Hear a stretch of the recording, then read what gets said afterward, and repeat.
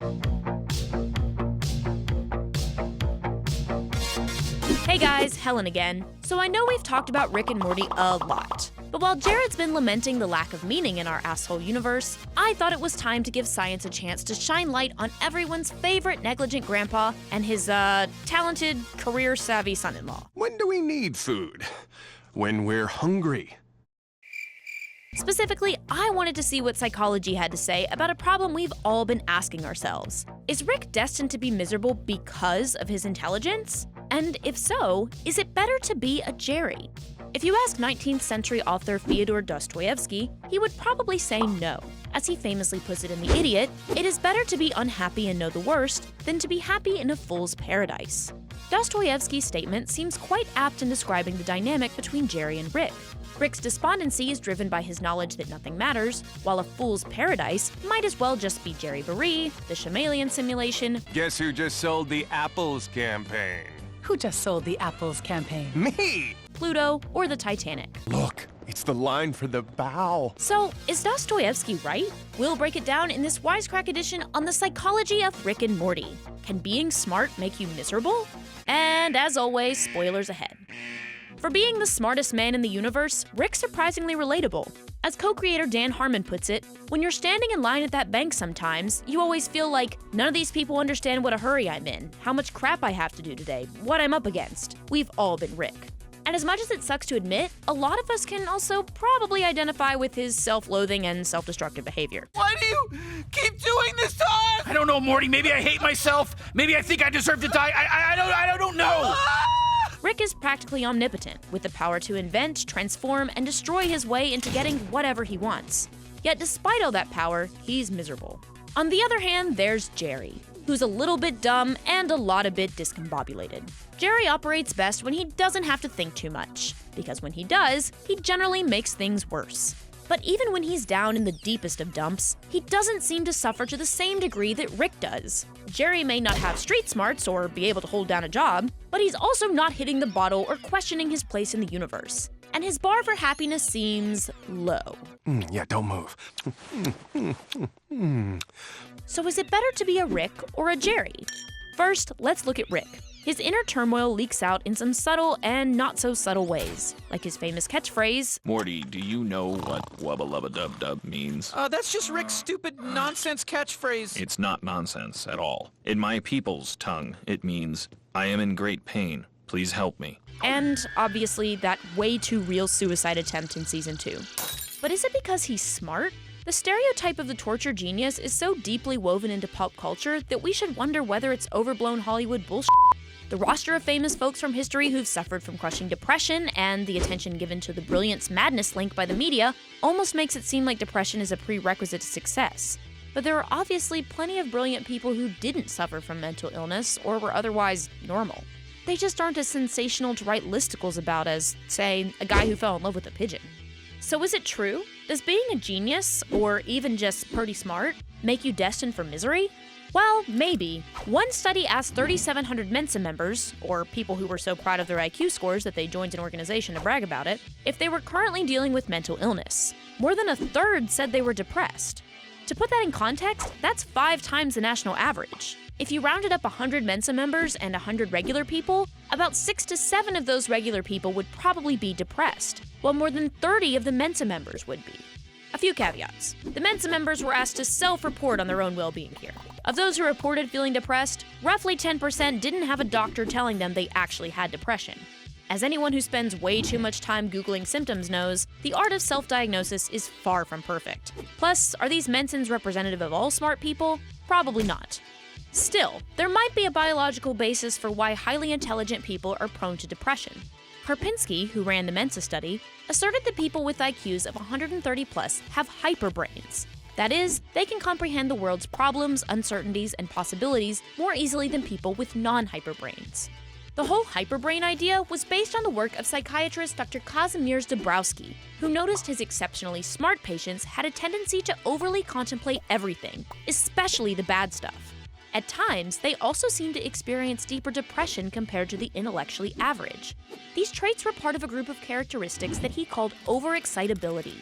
he didn't see it as a bad thing. Instead, he thought it was predictive of the potential for being able to achieve the most ideal version of oneself. In 1972, he wrote, "One who manifests several forms of overexcitability sees reality in a different, stronger, and more excitable manner." Dabrowski said that overexcitabilities come in 5 flavors: excessive energy or nervousness, deep appreciation for things like art or music, being extremely curious or having an active mind, having a vivid imagination, and finally, extreme and complex emotional experiences. Rick is a textbook example of all of these things. He's still slaying aliens on the reg at 70 years old, freestyles award-winning tracks on a whim. You gotta get swifty. You gotta get swifty in here. Okay, maybe that's not appreciation, but still, can be just a tiny bit over-analytical. You're both pieces of shit. Yeah, I can prove it mathematically. Is capable of thinking up and inventing entire worlds, and has seriously complicated feelings for his family. While it hasn't been tested scientifically, some psychologists believe that people who think this way are more prone to what's called existential depression. It's exactly what it sounds like. Feelings of hopelessness that come from wondering whether life is ultimately meaningless. Dr. James Webb, a psychologist who studies gifted kids, notes that while existential depression can happen to anybody following a crisis, it's more likely to happen spontaneously to people whose intelligence is above average. Rick never comes out and says he's crushed beneath the weight of a futile existence, but he certainly comes close. You know, smart people get a chance to climb on top, take reality for a ride, but it'll never stop trying to throw you, and eventually it will. There's no other way off. On top of that, he's bored senseless. Virtually nothing in our own mundane world impresses him. But his intellectual prowess and imagination enable him to find temporary reprieve from boredom by way of his portal gun-aided adventures. Oh, and alcohol. Contrast this with Jerry. Jerry possesses none of the traits psychologists associated with hyperbrain, unless you count getting super stoked about rare coins, There's little R2-D2s where the George Washington should be. dumb mobile games, or the Titanic. So does that mean he's inherently happier? But before we get there, real-life Helen here for a second. I want to take a minute to talk about this video's sponsor, BetterHelp, which is an online counseling service. For those of you who saw our Bo Burnham video, you know Jared gave him a whirl and he dug it. Knowing I, like many people, might be able to benefit from talking to someone on a regular basis, he suggested I give him a try too. So I did. Stick around to the end of the video to hear more about my experience. And in the meantime, go to betterhelp.com/wisecrack1 to learn more. Now back to Jerry. Okay, so does Jerry's Jerryness mean he's happier? Nope. But it's complicated. While some studies may suggest that being smart makes you more likely to be depressed, others suggest that intelligence gives you the ability to unlock a lot of amazing doors in life that will make you healthier and sometimes happier. Specifically, money. As pretty much all of the studies on IQ and depression point out, being smart is associated with greater wealth and, therefore, better health. Though sometimes it gets hard to distinguish what causes what. Among the zillions of criticisms of IQ tests is that kids who come from well-off families are more likely to be tested in the first place. That being said, the relationship between achievement, money, and intelligence throws a wrench in the idea that genius equals misery. In some studies, having a higher IQ has actually been associated with greater happiness. One study looked at more than 6,800 people and found that IQ was positively correlated with, well, self-reported happiness. Genius has long been associated with eccentricity, and few geniuses, fictional or otherwise, can live up to the eccentricity of Rick Sanchez. It's safe to say Rick has a tendency to, overwhelm people with his intensity. Some researchers have said this is a hallmark of people with high IQs. But these eccentricities may freak out the normal-minded people around them, leaving our geniuses socially isolated. Trying to roll with the normies requires minimizing that intensity, which can lead to a so-called crisis of self, where conformity makes people feel lost and confused about who they really are. One could argue that Rick's in a perpetual crisis of self. On Earth, he's forever an oddball. And while that doesn't seem to concern him too much, it does mean he has to compromise his nature for the sake of his relationship with his family, like when he finally shows up to therapy. I have no doubt that you would be bored senseless by therapy, the same way I'm bored when I brush my teeth and wipe my ass. Because the thing about repairing, maintaining, and cleaning is, It's not an adventure. Yet just because Jerry isn't an eccentric genius doesn't mean he doesn't have his own problems fitting in.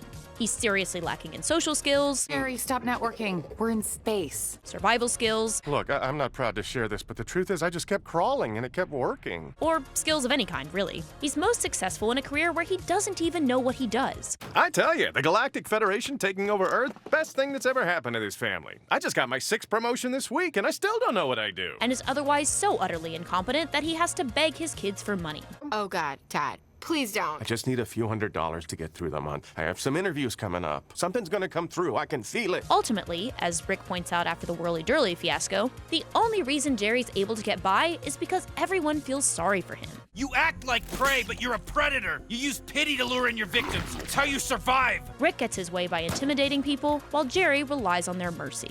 So let's recap.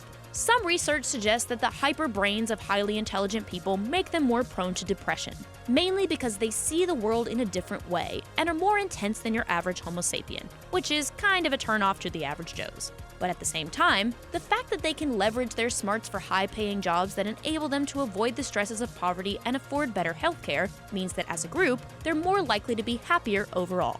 To our original question, is it really better to know the worst and be unhappy than to be happy in a fool's paradise? To be a Rick rather than a Jerry?